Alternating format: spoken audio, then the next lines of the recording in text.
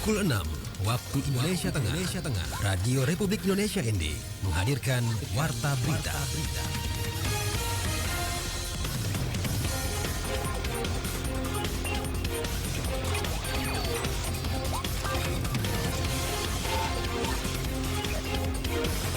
Selamat pagi saudara, Anda mendengarkan Warta Berita Daerah RRI ND edisi Kamis 20 Maret 2025 dengan Sari Berita. Festival Balenagi tahun 2025 ini diharapkan dapat menjadi ajang untuk mempromosikan keindahan Flores Timur. Rumah susun Polres Manggarai Barat diresmikan Kapolda NTT. Bersama saya Leli Kara, kita ikuti segera berita selengkapnya.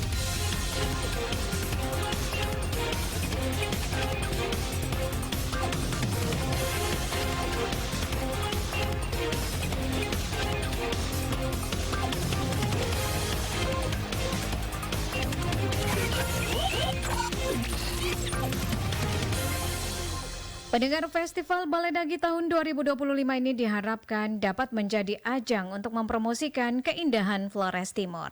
Selengkapnya disampaikan Lady Badin.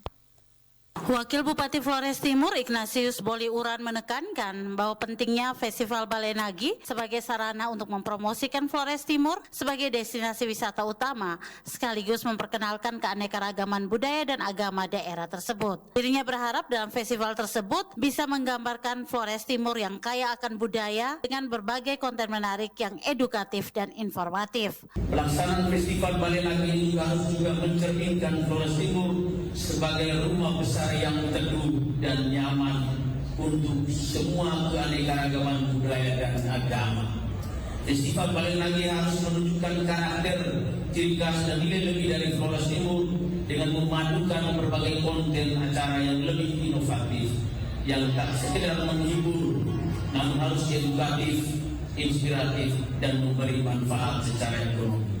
Boliuran berharap festival tahunan yang akan digelar pada 24 hingga 26 April 2025 ini dapat menarik lebih banyak wisatawan hingga mereka dapat lebih lama menikmati pesona budaya dan alam Flores Timur. Wakil Bupati Flores Timur juga menegaskan pentingnya kolaborasi antara pemerintah, masyarakat, dan media untuk menyukseskan acara tersebut. Upaya pemerintah daerah untuk memanfaatkan momentum Semana Santa yang dilaksanakan sebelum Festival Balenagi.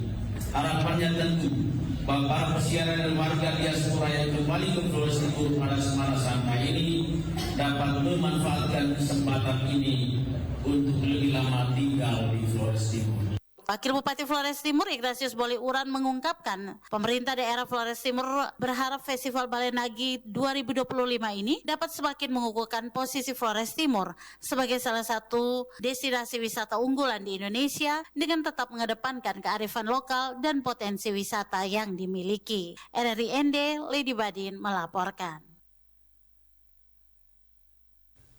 Pendengar, rumah susun Polres Manggarai Barat diresmikan Kapolda NTT, Inspektur Jenderal Polisi Daniel Tahimonang. Selengkapnya disampaikan Epi Wahab. Kepala Kepolisian Daerah atau Kapolda Nusa Tenggara Timur, Inspektur Jenderal Polisi atau Irjen Pol Daniel Tahimonang Silitonga meresmikan Rumah Susun Polres Manggarai Barat.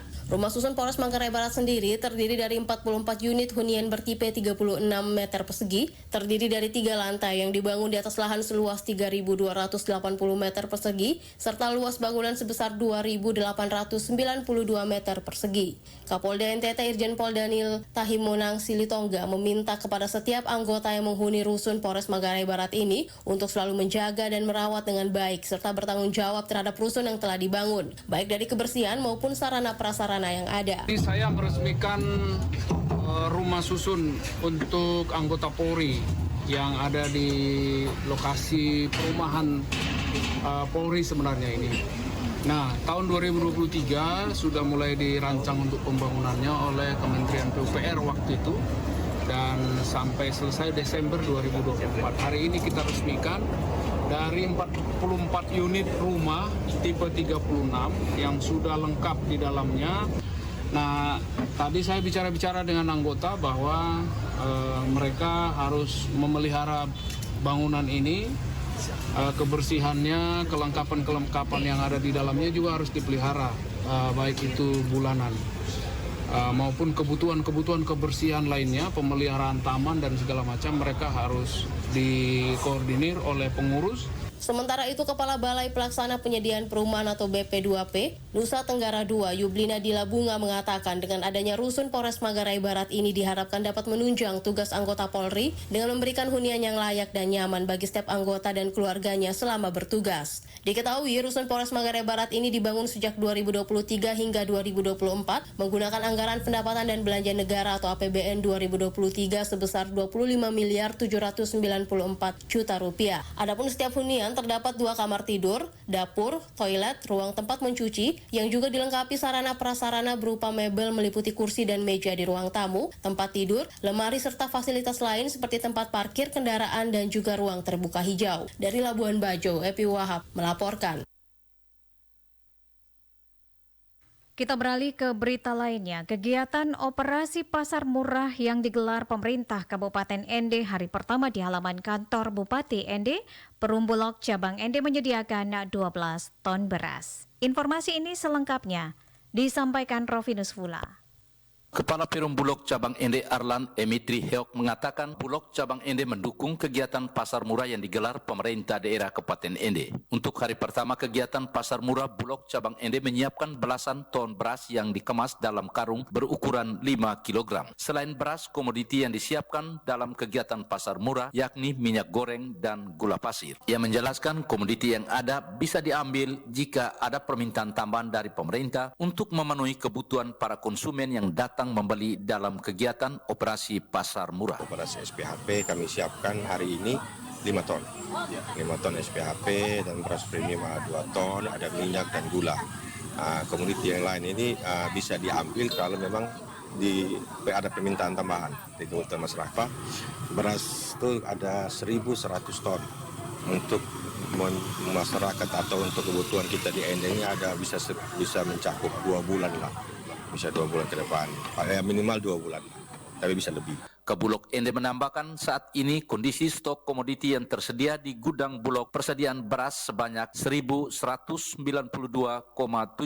kg, minyak goreng sebanyak 10.805 liter, gula pasir sebanyak 43.172 kg. Stok tersebut sangat mencukupi untuk 3 bulan ke depan. Sementara itu, Wakil Bupati Ende, Dr. Dominikus Minggu Mere mengatakan kegiatan pasar murah yang digelar selama 2 hari di halaman kantor Bupati Ende adalah kebijakan Bupati menyongsong Hari Besar Keagamaan. Pemerintah memfasilitasi bersama para stakeholder untuk menyiapkan pasar murah bagi masyarakat. Ia menjelaskan kegiatan pasar murah bertujuan agar masyarakat sedikit mengurangi beban membelanjakan keperluan menyongsong Hari Raya Idul Fitri, termasuk Hari Raya Paskah maupun Natal ke depannya. Selama ini Dinas Perdagangan dan Perindustrian Kabupaten Ende sudah bekerja sama dengan para pihak untuk menyiapkan seluruh kebutuhan, terutama kebutuhan pokok, menjelang kebutuhan pokok masyarakat,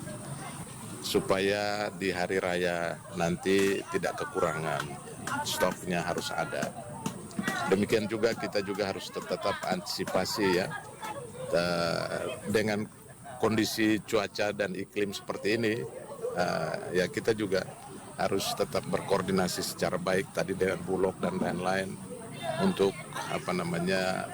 kita harus ada buffer stok pemerintah daerah. Nah ini sedang dibicarakan. Nanti secara terkoordinasi kita dengan Dinas Ketahanan Pangan termasuk dengan Badan Pangan Nasional. Wakil Bupati Ende mengatakan selama ini Disperindak Kabupaten Ende telah melakukan kerjasama dengan para pihak untuk menyiapkan seluruh kebutuhan pokok masyarakat supaya di hari raya tidak mengalami kekurangan dan stoknya harus ada. Ia menambahkan pemerintah daerah harus mengantisipasi dengan kondisi cuaca yang tidak menentu seperti saat ini, maka pemerintah terus berkoordinasi secara baik termasuk Perumbulok Cabang Ende para agen distributor untuk tetap menyediakan stok bahan kebutuhan pokok masyarakat. Wakil Bupati mengatakan kegiatan pasar murah selain di halaman kantor Bupati Ende, 2 hari ke depan kegiatan yang sama juga dilaksanakan di depan Stadion Marilonga. RRI Ende Rovinus Fula melaporkan.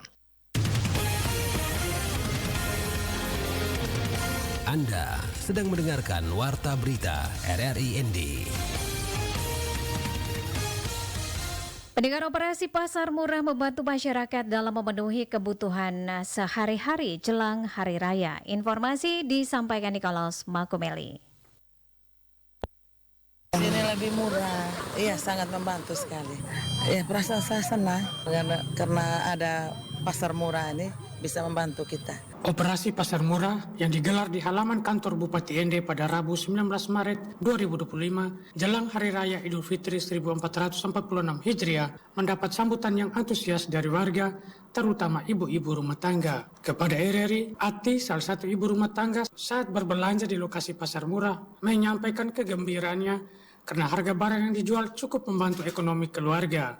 Menurutnya, sejumlah barang kebutuhan pokok seperti beras, gula pasir, dan telur ayam harganya sangat terjangkau, di mana untuk telur ayam perak seharga Rp53.000 dan Rp55.000, beras SPHP 5 kg seharga Rp60.000 dan gula pasir per kilogramnya Rp17.000. Ditambahkan Ati, perbedaan harga cukup sangat membantu keuangannya. Di sini lebih murah, cukup lumayan untuk kehidupan kita. Beras 1 karung 60.000. Ini telur 1 rak 53, gula 17.000. Ini minyak goreng 2 liter 40.000. Iya, sangat membantu sekali. Kegiatan operasi pasar murah yang digelar oleh pemerintah Kabupaten ND bekerja sama dengan beberapa agen penjualan tidak hanya menyuplai kebutuhan pokok, tetapi juga sebagai upaya pemerintah membantu meringankan beban ekonomi masyarakat menjelang Hari Raya, di mana permintaan untuk bahan pangan meningkat. RRI ND, Nikolaus Makumeli melaporkan.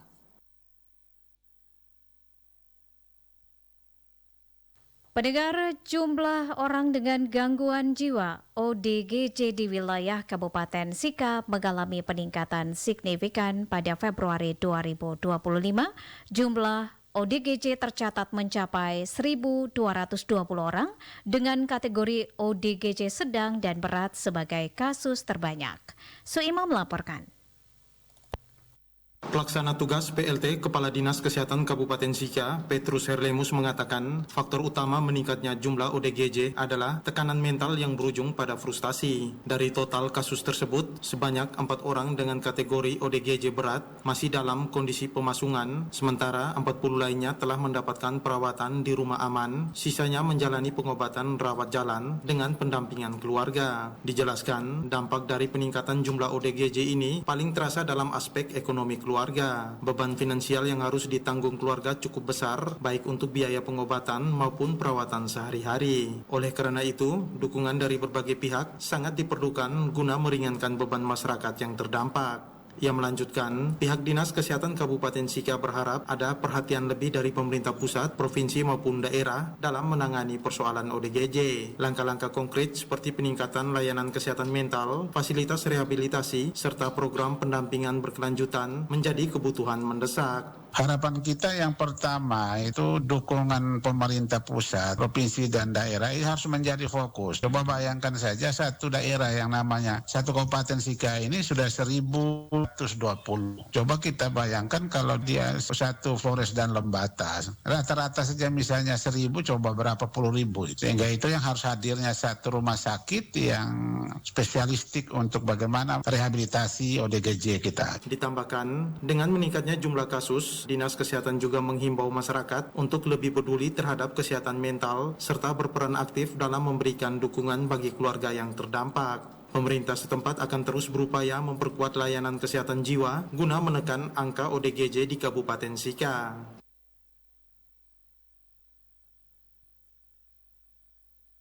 Berita terakhir.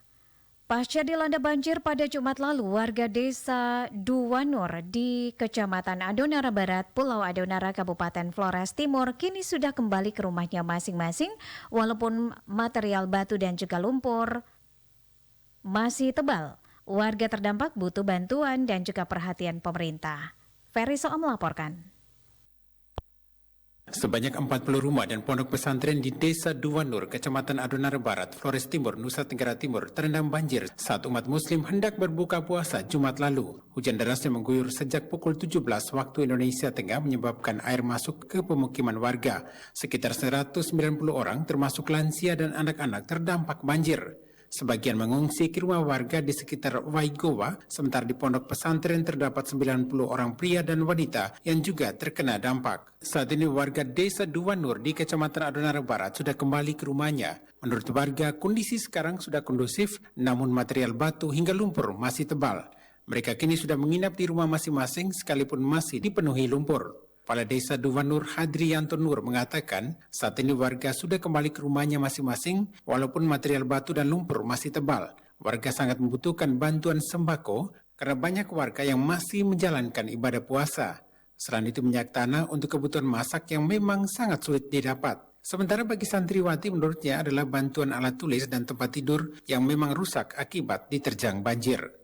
Untuk kebutuhan warga di sini menyangkut lagi bulan puasa sehingga kebutuhan mereka pertama sembako, kedua kebutuhan dapur merupakan minyak tanah karena untuk dapur mereka tidak bisa diselamatkan. Kompor mereka minyak tanah itu kebutuhan. Untuk santriwati mungkin alat tulis dan kebutuhan untuk tempat tidur.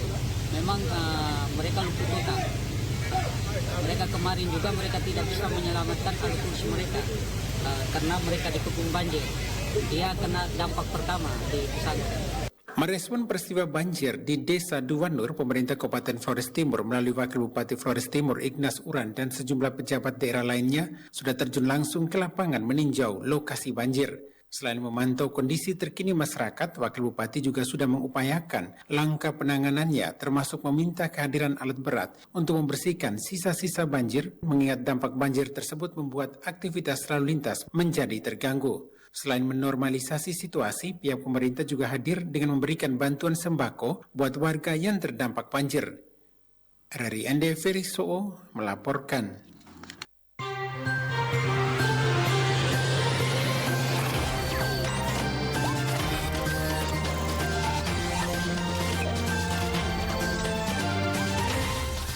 Terima kasih Anda telah mengikuti Warta Berita RRI ND.